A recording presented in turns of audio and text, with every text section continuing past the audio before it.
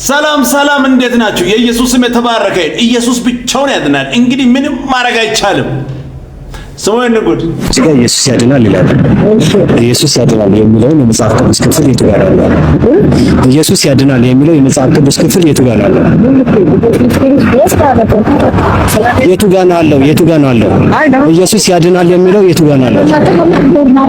ኢየሱስ ያድናል የሚለው የቱ ጋር አለው? እስኪ ያሳየኝ አንድ ያሳየኝ። ነይ አይ እዚሁ አሳየኝ። ነይ አንድ ያሳየኝ። የለም አንቺ እናት የለም አይ የለም ወይ እኮ የለም ወይ አይ የለም ወይ ጥያቄ ብቻ የለም እኮ የቱ ጋር ነው ያለው? በቃ አይ ሌላ አይደለም የቱ ጋር ነው ያለው? ቆይ በቃልሽ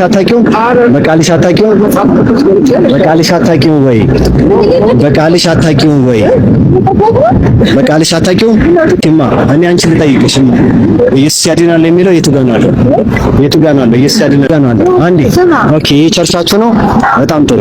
የቱ ጋር ነው ከምትይ ማለት ነው እኮ የቱ ጋር ነው አንዴ የቱ ጋር ነው እኔ እኮ ኦርቶዶክስ ነኝ። የቱ ጋር ነው አታውቁትም እኮ አታውቂውም። ለማንኛውም አያውቁትም። በጣም ይገርማልና ብዙ ጊዜ በየመንገዱ ዝም ብለው እትት ለማለት ብቻ ነው የሚሞክሩት። ነገር ግን እውነት ለመናገር በሶላ ስክሪፕቶራ ነው የሚያምኑት። እኛ አይደለም የኦርቶዶክሳውያን በየትኛውም አጋጣሚ ሆነ መጽሐፍ ቅዱስ ስለኛን ወይንም ኢየሱስ ያድናል ብለው የቱ ጋር እንዳለ እንኳን ሳያውቁት ኢየሱስ ያድናል ብለው ዝም ብለው ለማውራት ያክል ብቻ ይመጣሉ ማለት ነው። ስለዚህ ይህንን ነገር ደግሞ ጠይቋቸው እስኪ እናንተ ጠይቃቸው ግን አንድ ጥያቄ እንኳን ብጠይቋቸው ምንም ለመመለስ አቅሙን ብቃቱን ሁኔታውም የላቸውም ማለት ነው። ስለዚህ ብንጠይቃቸው እንኳን አያውቁም ማለት ነው። ስለማያውቁ ደግሞ ምንም እስኪ ያፋጣቸው ኢየሱስ ያድናል የቱ ጋር ነው ብትላቸው አያውቁም ማለት ነውና በጣም ነው የሚያሳፍሩት። ለማንኛውም እንደዚህ ስናገር የሆነ መጽሐፍ ቅዱስን ያነበበ ሰው አይመስልም። ተረት እያነበበ የነበረ እና ምን እሺ ከመጽሐፍ ቅዱስ ልታሳይ ስትል በቃልሽ አታውቅም። ከመጽሐፍ ቅዱስ እኮ አይደለም በቃልሽ አታውቅም። ሻምድዳ እዚህ ጋር ያዝ ነው የተጻፈውን አንብቦ ሰው ከተቀበለ አለቀ እኮ። ሻምድዶ የማያዝ እኮ ግዴታ የለም። እንኳን ሻምድዶ የተባልከውን ሰምተው እንኳን ብድይ ምን አለ? በሱ ቤት አዋረድኩ ነው መስቀል አንጠልጥሎ የመስቀል ተቃዋሚ ተረት ከምታወራው ካንተ ጋር እኩል አድርገህ ታወራለህ እንዴ? ኢየሱስ አዳኝ እንደሆነ መጽሐፍ እንዲህ ብሎ ይናገራል። ሮሜ ምዕራፍ 10 ቁጥር 9 ሙሉ መጽሐፍ ኢየሱስ አዳኝ እንደሆነ ነው የምናገረው። ማለት ተረት አላልኩም። እሱን በደንብ አድርገህ አጣርተህ ስማ። ተረት ሳይሆን ቅዱሱ መጽሐፍ የምናገረው ነው።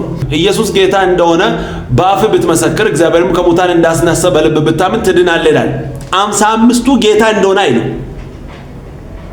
ኢየሱስ ጌታ እንደሆነ አንተ ያመንካቸውን አይጠቅስም። ኢየሱስን ጨማምሮ ሳይሆን ብቻውን ሕይወት እንደሆነ ያኔ ትድናለህ በቃ።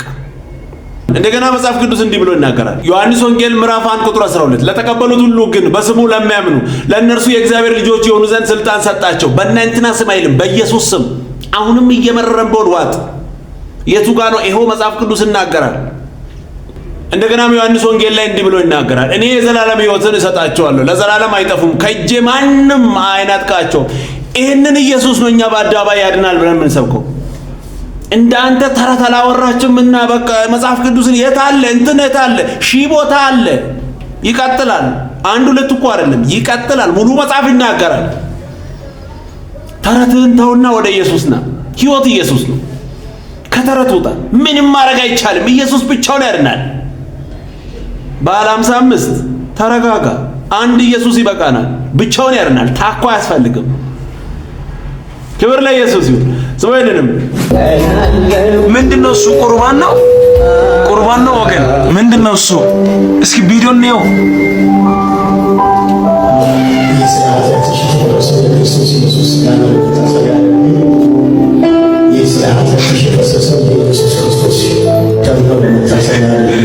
አረ ቁርባን ተጀመረ እንዴ?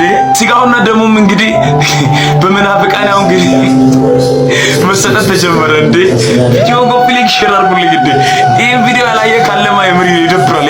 እውነት በጣም ይደብራል።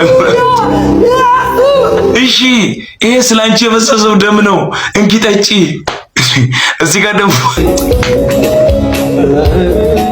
ሴቷም እያቆረበች ነው። እንዴት ነው? ቅዳሴውን ገብታ አስቀድሳ ነው እንደሱ ቪዲዮ ኮፒ ኮፒ ሊንክ ሼር አድርጉልኝ።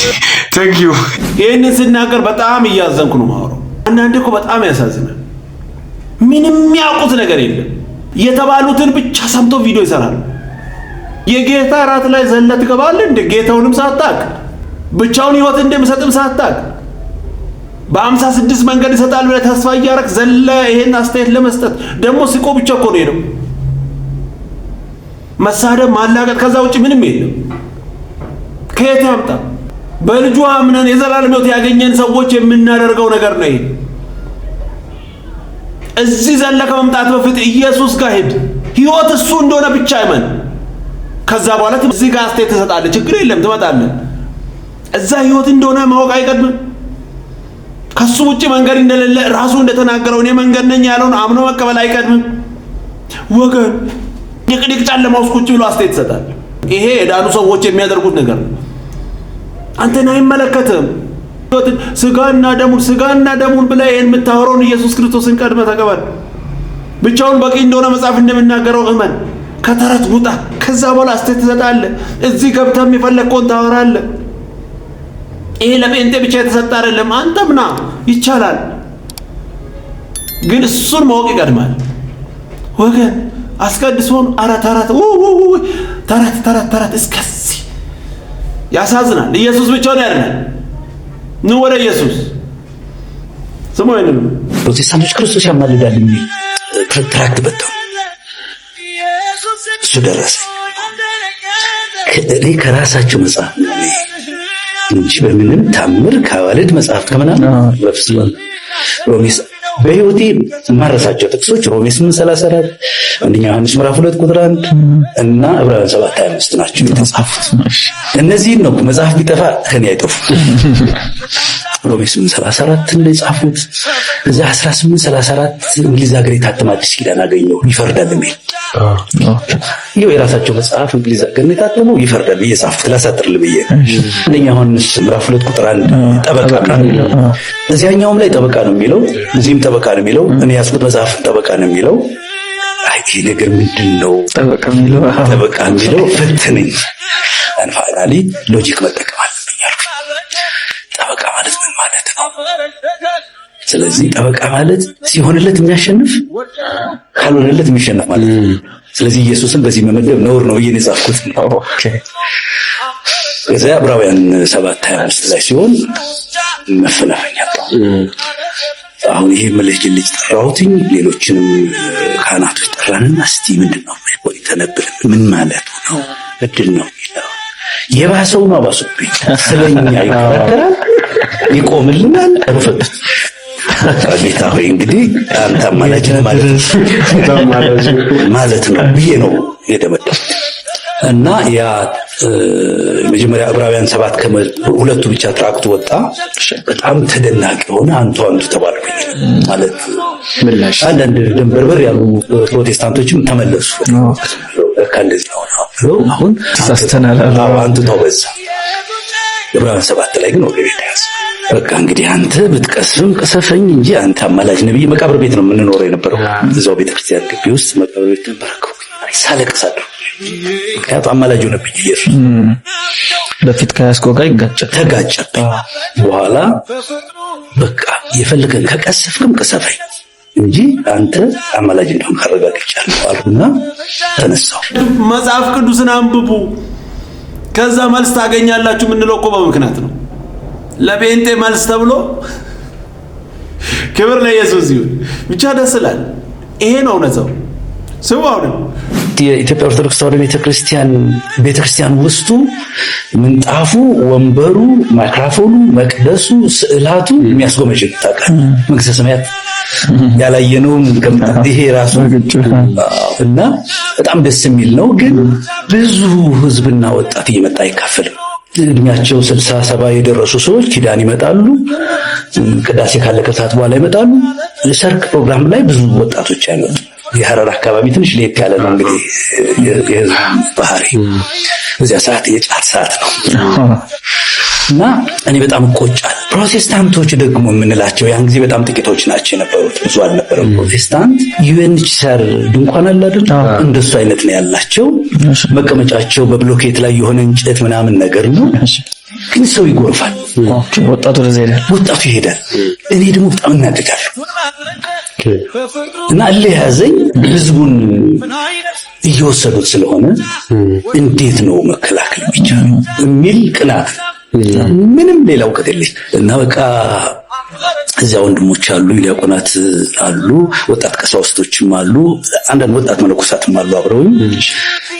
ስለዚህ ህዝቡን ከፕሮቴስታንት ለመጠበቅ መጽሐፍ ቅዱስ ማወቅ አለብን። መጽሐፍ ቅዱስ መከራከርና መመለስ አለብን። ስለዚህ ወደ መጽሐፍ ቅዱስ ፊታችንን አዙረን መነጋገር ጀመር። አሁን በዚህ ቦታ ስሙን ልጠቅሰው ማልችል አሁን ቄስ ነው። አንዳንድ ነገሮችን እኔ እስካውቀው ድረስ እፈራለሁ፣ ካወቅኩ በኋላ ግን እናገራለሁ እና እኔ ሲገባኝ በተለይ እኔ ከእሱ ጋር የተገናኘው ክርስቶስ አማላጅ ነው የሚል ነው እኔ እንትን ያለኝ መጀመሪያ እና በኋላ ስጠይቀው አሁን ቄስ ሆኖ ውጭ ሀገር ነው ያለው፣ ስሙ እንደው ለመጠበቅ ያህል እኔ እኮ ፈርቼ ነው እንጂ አውቀዋለሁ አለኝ። ኧረ ሁላችንም ፈርተን ነው እናውቃለን። ክብር ለኢየሱስ ይሁን። ኧረ ብዙዎች ያውቃሉ፣ ፈርተው ነው እንጂ ያውቃሉ። እውነታውን በደንብ አድርገው ነው የሚያውቁት፣ ግን ይፈራሉ። ከተናገሩ ብዙ ነገሮቻቸው እንትን ስለምን አይናገሩም። ህይወት አይሻልም? ይህንን እውነት በአደባባይ መስክረ እንደው የፈለገ ቢሆን አይሻልም? ና ወደ ኢየሱስ፣ ማንንም አትፍራ። ህይወት ኢየሱስ ነው፣ ከሱ ውጪ መንገድ የለም። መጽሐፍ የምናገረውን ታውቃለህ፣ አንብበሃል። ና ወደ ኢየሱስ፣ ወደ ማንም አይደለም። ኢየሱስ ብቻውን ያድናል። ሰው አይደለም። መጽሐፍ ቅዱሳችንን ቀይረውብናል። የወንጌል አማኝ ሆናችሁ፣ ኦርቶዶክስ ሆናችሁ፣ ካቶሊክ፣ የትኛውን ፕሮቴስታንት እምነት ተከታይ ሆናችሁ እችን ሃርድ ኮፒ ከቻላችሁ በብዛት ግዙ፣ ካላችሁ ጨምሩ፣ ኪፕ አድርጉ። ምክንያቱም በሶፍትዌር መልኩ ያለው መጽሐፍ ቅዱስን ከ2 ዓመት በኋላ በ2-3 ዓመት ባለው ጊዜ ውስጥ አፕዴት ያደርጉታል። ያኔ አሁን የቀየሩት መጽሐፍ ቅዱስ ነው ወደ ሞባይላችሁ የሚገባው ማለት ነው። ይሄ የሚያሳዝን ነገር ነው። ከላይ የምትመለከቱት ሰው ዳን ካርለን የሚባለው እስራኤላዊ ነው እና በጣም በሚያሳዝን መልኩ አንድ ማህበር መስርቷል። ያ ማህበር ኦሪጂናል ባይብል ፋውንዴሽን ነው የሚባለው። ሙሉ እግዚአብሔርን እና መጽሐፍ ቅዱስን ሳይንሳዊ በሆነ መልኩ አረጋግጫለሁ ነው የሚለው። ስለዚህ በሙሉ ከዚህ ቀደም የተጻፉ መጽሐፍ ቅዱሶች በሙሉ ኪንግ ጄምስ ቨርዥን ሁሉም ተሳስተዋል፣ የሰው ልጆችን ላልሆነ ነገር ዳርጓል ነው የሚለው። በዚህም አመለካከቱ ማለት ነው። ለምሳሌ እግዚአብሔር ሱፐር ኢንተለጀንት ዲዛይነር ነው የሚለው በመጀመሪያው አካሄድ ማለት ነውና አንድ እግዚአብሔር አለ ብሎ ያምናል። የሚያምነው ግን እግዚአብሔርን ሱፐር ኢንተለጀንት ዲዛይነር አድርጎ ነው የሚቀበለው። ኢየሱስ ክርስቶስን ደግሞ የእግዚአብሔር ኤጀንት ወኪል እና ሚዲየም እንደሆነ እግዚአብሔር የሱን ሰውነት ሃይማኖትን ለመፍጠር እሱን እንደላከ አድርጎ ነው የሚቆጥረው እንጂ እንደ አምላክ አድርጎ ጌታ ኢየሱስ ክርስቶስን አይቀበልም። እና ይሄ ሰማይ የሚባለው መንግስት ሰማይ የሚባለው ገሃነም የሚባለው ሲኦል የሚባለው ሁሉ ይሄ ምሳሌያዊ አነጋገር እንጂ ሪል የሚጨበጥ የሚዳሰስ የሰው ልጆች ዘላለማዊ እረፍት የሚያገኙበትና ዘላለማዊ እሳት ውስጥ የሚቃጠሉበት ነገር አይደለም። ይሄን ስህተት ትርጉም ያመጡት የመጀመሪያው ትርጉሞች ናቸው ነው ብሎ የሚናገረው። ስለዚህ ኃጢአት ደግሞ የሰው ልጆች የስነ ምግባር ውድቀት ሳይሆን የሰው ልጆች ንድፍ አካል ነው። እግዚአብሔር ሲፈጥር ራሱ ሰው እየወደቀ እንዲነሳ አድርጎ ነው የፈጠረው። ስለዚህ በዚህ ጉዳይ ሰው ሊሰማው አይገባም ይላል። ስለ ሰይጣን ስለወደቁ መላእክቶች ስለ ሰይጣን ሲናገር እሱም ሰይጣን የሚባለው ኦብስታክል ነው፣ አንዳንድ እንቅፋቶች ናቸው እንጂ ይህንንም እግዚአብሔር ለራሱ ዓላማ የሚጠቀምበት ነው። የእግዚአብሔር ቱል ነው፣ የእግዚአብሔር መጠቀሚያ ነው እንጂ የወደቁ መላእክቶች የሚባለው ነገር እሱም ዝም ብሎ ምሳሌ ያነጋገር ነው በሚል ተክተውታል መጽሐፍ ቅዱስ ውስጥ። ኢየሱስ ክርስቶስን በተመሳሳይ ደግሞ የሞተው የተነሳው የሰው ልጆችን ኃጢአት ይቅር ለማለት የሰው ልጆችን ከእግዚአብሔር ጋርና ከራሱ ጋር ለማስታረቅ ሳይሆን እሱ የተሰቀለበት ዋና ምክንያት የአይሁዶችን ተንኮል፣ ሴራ ስላጋለጠ የመጀመሪያውን እውነተኛ መጽሐፍ ቅዱስ ስለተረጎመ መቀበል ስላልፈለጉ ስለ እውነት ሲሉ ሰቀሉት፣ ገደሉት እንጂ የዓለምና የሰውን ኃጢአት ሁሉ ለማስወገድ አልሞተም። ለዚህም ጉዳይ አልተሰቀለም። ይሄም የእግዚአብሔር ዘላለማዊ አጀንዳ አይደለም። ኢየሱስ ክርስቶስም ይሄን አልተናገረም ብሎ ነው የሚያምነው። በዛ መልኩ አስተካክለውታል። እኛ ግን እናምናለን ጌታ ኢየሱስ ክርስቶስ የዓለምን ኃጢአት ሁሉ በደሙ እንዳስወገደ እንደገና ደግሞ በሰውና በእግዚአብሔር መካከለኛ እንደሆነ እናምናለን። ይሄን ሁሉም ክርስቲያን የሚያምነው ነው። ይሄ ጥሩ ነው መሰለኝ። መሰቀሉን ያምናል። ጭራሽ አልተሰቀለም የሚልም ሊመጣ ይችላል። ማንኛውም መጽሐፍ ቅዱስን በደንብ አድርጋችሁ ያዙ። ያልገዛችሁ ሰዎች ግዙ። ጨምራችሁ ጨማምራችሁ መግዛት ነው። 3 4 5 6 7 8 ከተት 10 20 ግዙ፣ አስቀምጡ። አይጎዳችሁ። ዘመኑ ከፍቷል። ኦሬዲ እያለቀ ነው። ስለዚህ ብዙ ነገር እንሰማለን። እኛ ግን የተሰቀለውን ኢየሱስ ክርስቶስን እንሰብካለን፣ እንነጠቃለን። ክብር ለኢየሱስ ይሁን። ምንም ማድረግ አይቻልም። በአደባባይ እናውጃለን። የሚሰማው ከባባድ ጉዶች አሉ። ገና ብዙ እንሰማለን። ሰማይን ነው ሳይበላ ነው ያደረው። ሳይበላ ነው በቀን 3 ፍርድ ቤት ሲንከራተት የዋለው። ያንን ሁሉ ወደ 127 ኪሎ ሜትር በእግር ሄዷል። በዚያ ሁሉ ሲቃይ መካከል የዓለምን ሁሉ ኃጢአት ተሸክሟል ላዩ ላይ። በዛ ላይ አባቱ ትቶታል። በዛ ላይ አንድ ተከታይ አጠገቡ የለም። ሁሉ ትተውት ሄደዋል። ያንን ደረቅ እንጨት ተሸክሞ ከጲላጦስ የፍርድ ወንበር እስከ መሰቂያ እስከ ራስ ቅል ሚሏት እስከ ጎሎጎታ ድረስ 0.8 ኪሎ ሜትር ነች። ቪያ ዶሎሮሳ ይሏታል። ዌይ ኦፍ ሶሮ ትባላለች። ሰው እንኳን በዚህ አይነት ሁኔታ ያንን ከባድ እንጨት ተሸክሞ አይደለም ኖርማሊ በእግሩ መውጣት ይከብደዋል፣ ጠንከር ያለ ሰው ካልሆነ። ኢየሱስ ተሸከመ ውጣ ሲሉት አልቻለም። መጽሐፍ እንደዚህ ይላል፣ ከባዱን እንጨት ይዞት ወደቀ። በጀርባው መሬት ላይ ወደቀ። እንጨቱን ይዞት ሲወድቅ ያ ላዩ ላይ የፈሰሰ ደም መሬት ላይ ያለውን አቧራ ይዞት ብድግ አለ። በደም ላዩ ላይ የረጋ ቀጥሎ ደግሞ አቧራ የያዘ በደም የተለወሰ አቧራ ላዩ ላይ አለ። እንኳን ልታምንበት አታየውም። እግዚአብሔር ግን የዘላለም ሕይወት ያስቀመጠው እሱ ውስጥ ነው። የመረጠው መሞቻ መስቀል ነው። መስቀል ማለት በዘመናት መካከል እጅግ በጣም ክፉ የተባለው አሟሟት መንገድ። ሮማዊ ዜጋ ከሆንክ በመስቀል አይቀጡህም። ለምን? ለዜጋቸው እንደዚህ አይነት ሞት አይገባም። ብዙ ልጆችን ወደ ክብር ለማምጣት እኮ ነው የሚለው። አንድ ልጁ ላይ ወሰነ። እግዚአብሔር የጨከነው እኔን አይቶ ነው። እግዚአብሔር የዘላለም ሕይወት ያስቀመጠው የተሰቃየው መሲህ ውስጥ ነው። ለዛ ነው ጳውሎስ እኛ ግን የተሰቀለውን ክርስቶስን እንሰብከዋለን። the crucified Christ, not only the suffering, የተሰቃየ ብቻ አይደለም የተሰቀለ።